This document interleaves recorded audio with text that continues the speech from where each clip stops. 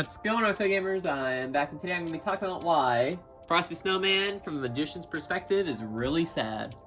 Now, our magician, Mr. Professor Hinkle himself, right? He's a magician. That's his profession. He makes a hustle at it. He gets paid. Who cares? Except, he's really bad at his job. And let's just imagine, you're a magician. Sure, you suck, but you're at a little, elementary school Christmas party thing doing magic tricks. And you're failing. It's really embarrassing, don't get me wrong. You're trying to make kids laugh and they're just laughing at you. Not with you, but just at you, and it's really sad. You're trying to make a bunny come out of your hat. Your bunny's your biggest op in life, honestly. He's just preying on your downfall always.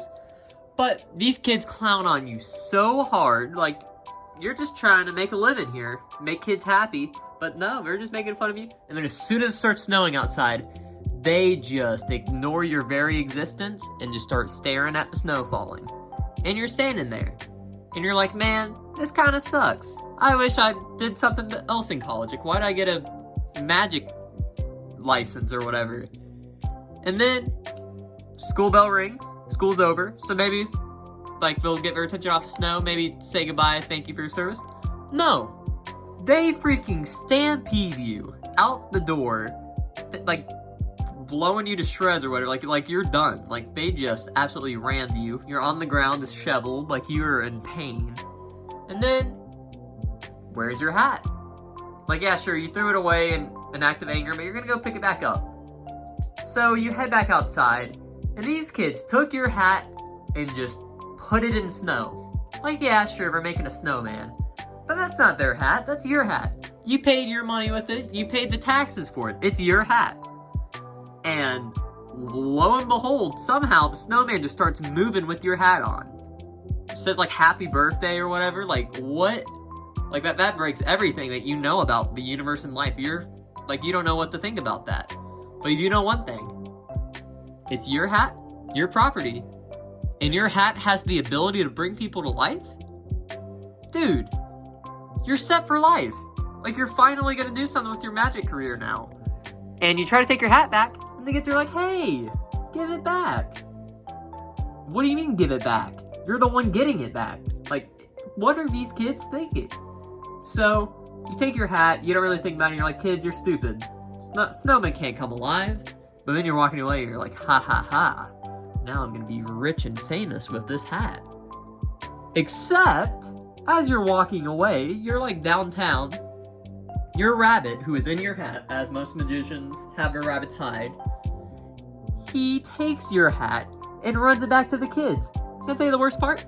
He makes you look like a fool. He swaps your hat with a Christmas wreath and doesn't even give you a warning. You're just walking around tipping your hat at people, looking like a moron. Oh my gosh, your reputation's gonna take a major hit after that one. But then, you eventually realize that your hat has been stolen by your own pet rabbit. Now, you're probably having some heartbreak over that. Imagine your pet just steals from you and gives it to a bunch of random kids. What the heck, man? But you realize, wait a second, why is there a suspicious snow-looking man guiding a bunch of kids to a train station? That's kind of weird. Let's go investigate that. Maybe that's where my hat is. You don't see snowmen walking around every day. It's probably the same snowman. And you see one of the kids who stole your hat get on a train with a snowman who is wearing your hat. First of all, child abduction. That's not okay. But most importantly, you can get your hat back, and you're gonna be a hero for saving this kid. We're talking about going to the North Pole? Dude, she's not making it out alive. She's gonna freeze. So you hop on the train in hopes of getting your hat and becoming a bajillionaire and saving a kid while you're at it. So you head on the train, make it to the North Pole, and guess what? The girl is freezing to death. But Frosty's gonna go make her a fire. That's really good. Gotta give him props. But what's going on? We're talking about meeting Santa at the North Pole? Dude, they have no precautions taken. She's not gonna make it. She doesn't even have a face mask or anything. You can't just go to the North Pole just willy-nilly. That doesn't just happen. You can't do that safely. So, you've had enough. You try to take Frosty's hat. But Frosty sleds on his belly with the girl on his back down the hill and you're just lost. Like, how are you supposed to keep up with him? But then, a couple hours later, you know, you find a greenhouse in the middle of the North Pole. And it's kind of weird because it's like, man, is this Santa's? Doesn't look like it. So there's just a random greenhouse in the middle of the North Pole. That makes sense. But Frosty brought the girl in there to warm her up. Good man. That was a good deed. We have to hand him that. But you need your hat and you realize something. Frosty is going to melt because snow and heat don't mix. Frosty did not think that through. He was just going to stand in there for a little bit, like lose a couple pounds and head out. So you devise a plan.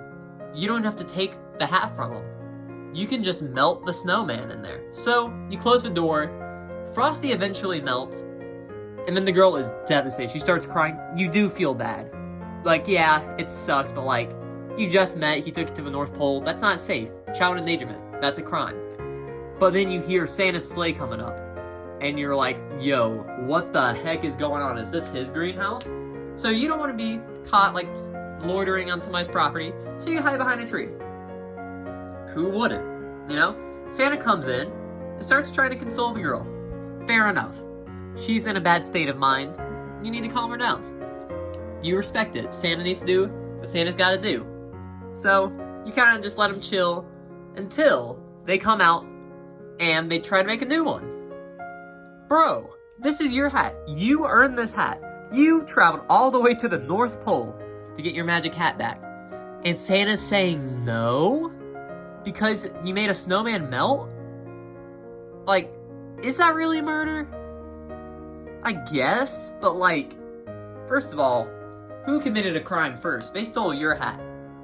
But no, Santa is telling you off, talking about how you will never receive presents from him again unless you write like a bajillion word apology to Santa. And it's like, Santa, what'd I even do to you? I'm just trying to get my hat back. This snowman took her to the middle of the North Pole. Dude, I'm the hero here. What is going on? But no, he's like being firm, and he's like, hey, maybe you can get a new magic hat if you write this apology. So you're like, you know what, screw this. This is probably my only chance to get the hat back because Santa is not gonna budge on this. And he has like Christmas magic and stuff. The snowman's back, he's ticked off. He doesn't want you there. So you decide to run all the way home to write your apology. And that's the story. We never know if he gets his hat. And that is why Frosty the Snowman, from the magician's perspective, is just sad.